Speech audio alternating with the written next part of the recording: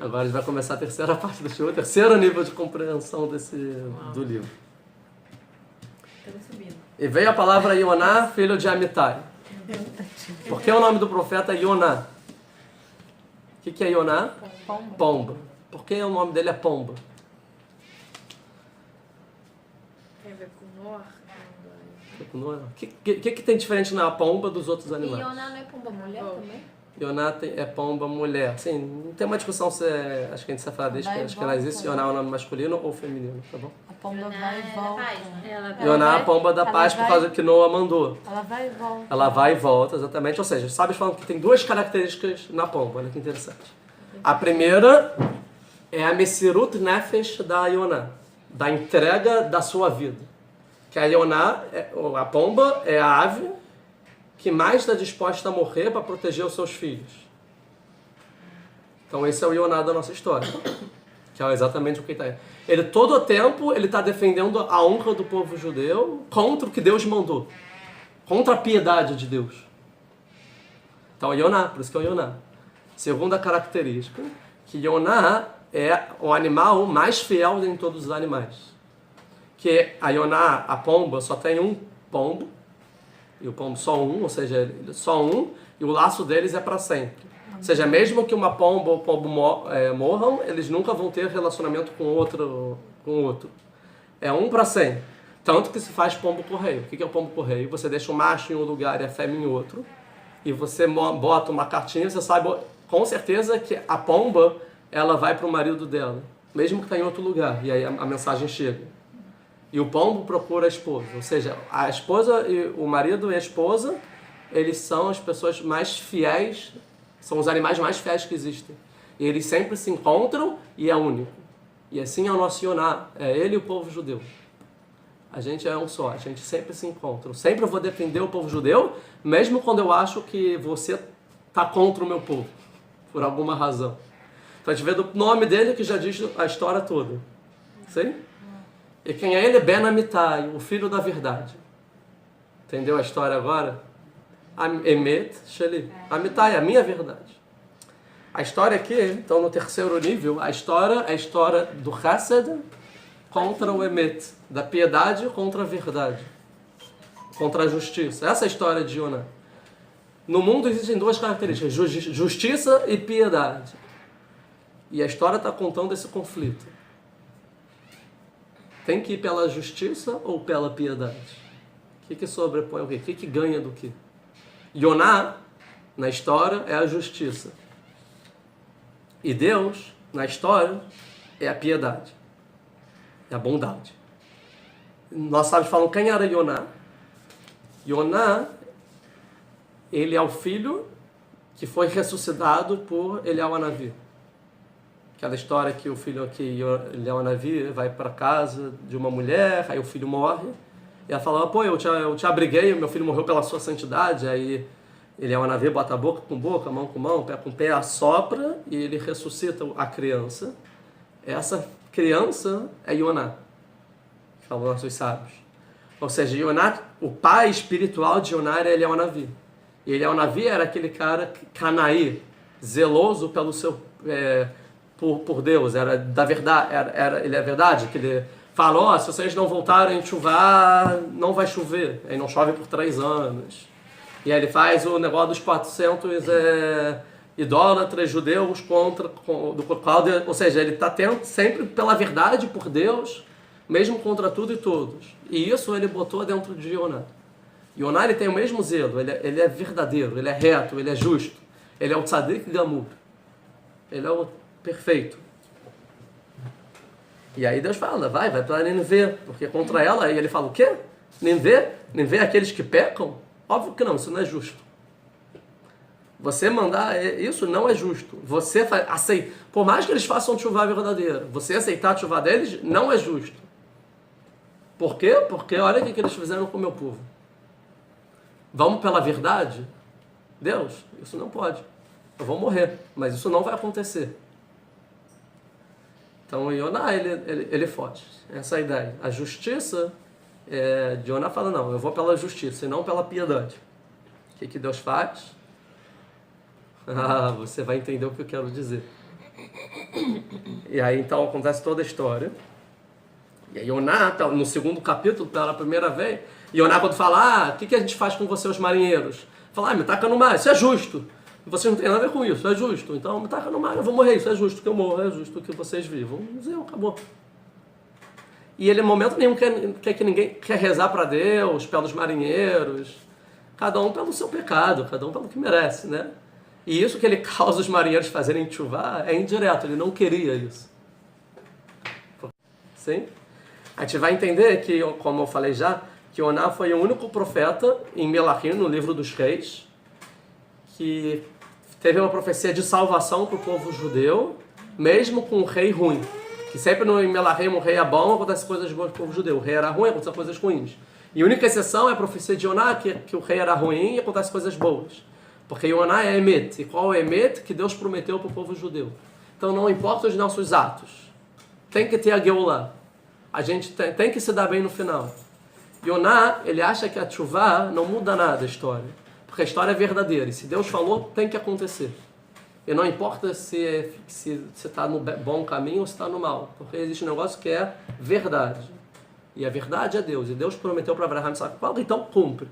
Então mesmo quando o rei é ruim, tem uma exceção aqui, que a tchuvá e o nível fica de lado.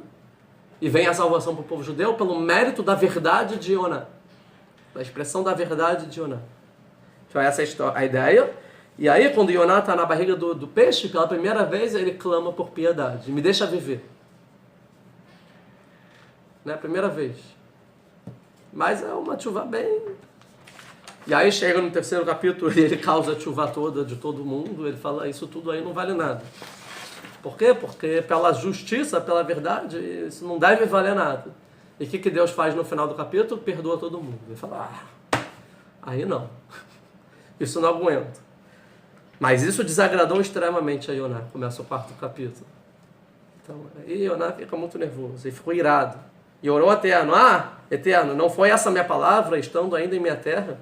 Por isso é que me apressei em fugir para Tarshish, pois sabia que você é compassivo e misericordioso e longânimo e grande em benignidade, que te arrepende do mal. Em hebraico, que o elo, Rahum Vechanun, Erech Hapaim Verav Hesed.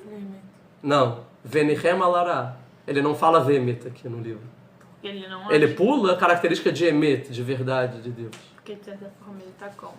Ele fala, Deus, eu sei que você não é verdade. Não tem verdade, é só bondade em você.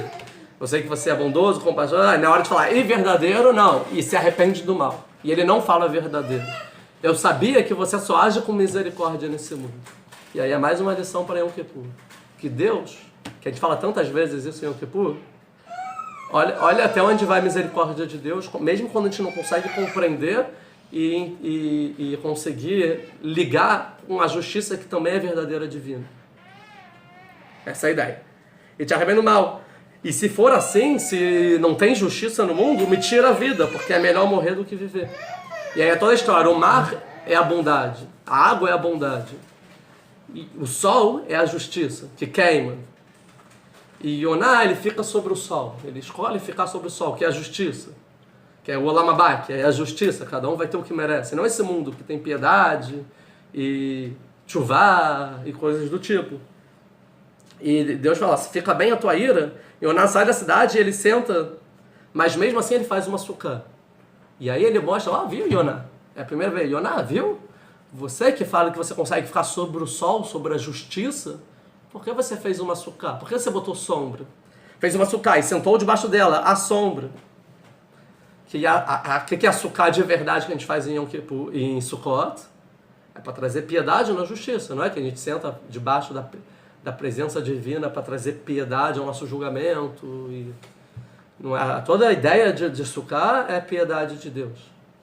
E ele faz uma sucá, ele bota uma... O que é a sucá? Faz uma sombra sobre o sol.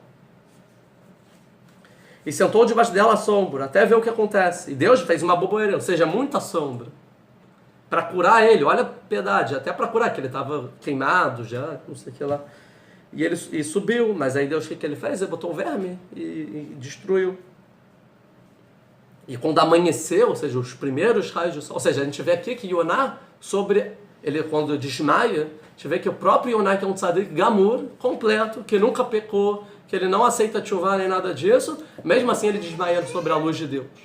Que nenhum homem consegue viver com justiça sobre Deus e resistir a isso. E Deus foi obrigado nesse mundo a criar misericórdia. E é isso que Deus está falando para Yoná. Esse mundo obrigatoriamente tem que ter misericórdia. Que nem você que argumenta a justiça sobrevive só com justiça. Nem os patriarcas, nem você. O ser humano ele só vive sobre a proteção, a sombra da Sukkah, da piedade que tem na justiça no mundo. Essa é a ideia. E quando que apareceu o sol, né, feriu a cabeça de Yoná e ele desmaiou. E desejou com toda a alma, eu quero morrer, melhor morrer do que viver. No mundo injusto eu prefiro morrer. É o que Yoná fala. Ou seja, até o final ele... Então diz Otá, fica bem a tua ira por causa de uma boboreira, da qual você não fez nada para ela e nasceu. Eu não vou ter compaixão de uma cidade grande, que tem 120 mil anos e tem animais, eu vou matar todo mundo? Ou seja, se você, Yoná, só vive por causa da misericórdia, eles não muito mais. Os animais não muito mais. O que os animais mereceram viver? Misericórdia divina, que Deus faz bondade com... A gente viu no shiur, né, de vegetariano, que Deus faz bondade com todas as suas obras, com todos os seus animais, todas as suas criaturas, até com as plantas. A gente viu que Deus faz bondade com tudo. Eu não vou fazer o mundo viver? E no final a gente volta com... A gente chega num paradoxo no final da história. Porque pela Hormá, pela sabedoria e inteligência do ser humano, Yoná está certo. E é isso que ele fala. É verdade, você está certo, Yoná. Tinha que ser com justiça. Mas o que Deus está falando assim, mas eu tenho acima da Hormá, existe uma coisa antes da Hormá, da sabedoria, chamada Uratson, vontade. E a minha vontade é que o mundo viva. Ou seja, pela sabedoria tinha que ter justiça. Mas tem que saber que eu criei o mundo, quando eu criei, está escrito que Deus criou o mundo com a sabedoria. Mas antes dele criar o mundo, surgiu uma vontade em Deus em criar o mundo. E antes de existir sabedoria e entendimento e raciocínio no mundo, antes existia uma vontade. E qual é a coisa mais primordial que existe então para a criação do mundo? Foi a vontade de Deus em criar o mundo. E mesmo que pela justiça deveria destruir essa cidade, mas é a minha vontade que é superior, é que o mundo viva e não que morra. Eu vou tentar de todas as formas fazer com que esse mundo mereça viver. E a vontade de Deus é que as pessoas vivam, que o ser humano se arrependa e não morra. Qualquer forma que seja. E acaba o nosso livro. E aí a gente entende, a gente está pronto para ir lá. Que Deus quer a nossa vida. Não importa. O que eu acho? Yom Kippur é exatamente isso. Yom Kippur é? Tem gente que nasceu já bonitinho, com a meia calça, com a mamãe fazendo... Quem não nasceu e foi fazer tchuvá e lutou, vive exatamente isso. É como se fosse um povo estranho. É judeu, mas está fora e aceita entrar exatamente pela misericórdia. Aí você olha para si mesmo e fala, como é que eu fiz isso errado? E ele me aceitou, porque é isso que ele quer. Ele quer que a pessoa pare de fazer aquilo. Se a pessoa já sabe que, fez aquilo, não tem mais jeito, a pessoa nunca vai querer mudar, vai continuar sendo daquele jeito. Então esse povo talvez teve essa chance. Para Yoná, como não era o povo dele, ele não viu. Mas Moshe, quando viu o povo judeu fazendo pecado, bezerro de ouro e tudo aquilo, olhou o seu próprio povo e falou, poxa, vamos dar uma chance para esse povo. Né? É porque é o meu povo. Eu acho que Yoná foi pequeno, ele não olhou o mundo, ele olhou o povo dele, ele viu o povo dele, ele não viu o mundo, e Deus viu o mundo. Né? Eu acho que quando o Mashiach chegar vai ter essa questão. O Mashiach não vai ser só para o povo judeu, vai ser para o mundo. Isso. Tem que ter os representantes de fora. Isso, exatamente o que você está falando. A gente vê aqui que o livro tem até uma influência dizendo o seguinte, não só do povo judeu, o mundo inteiro. O que Deus espera do mundo inteiro? Não é que se arrependa dos seus atos, do roubo. Óbvio que também da idolatria, mas aqui nem entrou no caso a religião de cada um, mas dos maus atos e do comportamento. Dos valores básicos da sociedade. Isso que está falando. No final das contas, ao meu ponto de vista, nem você, Yoná, sabe discernir a direita da esquerda. E não é por isso que você não vive pelos... Mesmo você, tzadik completo, não vive pelos seus méritos. Você vive porque eu tenho vontade de te fazer viver. Pela pura misericórdia divina. Então, essa é o sentido de Yom Kippur. É esse que o livro quer dizer. E a pergunta aqui é que Deus ele dá um argumento, mas o livro ele não traz a resposta de Yoná. Pode ser que Yoná, ele, tá bom, não vou mais discutir, ou que ele não concordou e foi embora. Ou pode ser que ele aceitou. Mas o Midrash, ele conta que quando Deus ele falou isso, caíram lágrimas dos olhos de Yoná. Yoná falou, Deus, governa o seu mundo com a misericórdia. Você está certo. Vai no final. É o que Yoná fala depois. E mesmo que se isso é um Midrash, se acontecer não aconteceu, o que é? Na Haftarah, que a gente lê em Yom Kippur, a gente acrescenta 3 frases depois de outro livro, de Michá, que é Miel Kamocha no Seavon Veover Apeshá, Lesherit Nachalator, Razik Lead Apok, Chafetz Chesed Hu, Yashov Arachumein, Kvosh Avortein Vetashlim Bitzot Yam, Kol Chatotam, Tetem Mit Leakov, Chesed Abraham e Meiked, que são as 13 características divinas também de Deus, de misericórdia. Ou seja, a gente termina o livro, aí quando ele acaba de ler, toda a sinagoga fala essas 3 frases no final, dizendo, quem é como você, que tira o pecado, você avão ver a pechar, ignora os crimes,